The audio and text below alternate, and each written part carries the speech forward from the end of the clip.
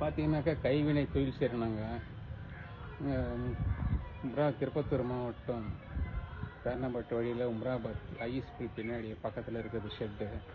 கைவினை தொழில் பசமாவு பேப்பர் தான், வேறு இன்னும் கெமிக்கலுக்கெல்லாம் கிடையாது. வாட்டர் பெயிண்ட்டு தான். இது ஏரியில் குளத்தில் போட்டால் மீனெல்லாம் சாப்பிடும். சுகாதாரத்துக்கு எந்த கேடும் கிடையாது. அந்த மாதிரி தான் தொழில் நாங்கள் செஞ்சுன்னு இருக்கிறோம். எங்கள் தொழில் இதுதான். ஓகே, பார்த்து ஆதரவு கொடுங்க.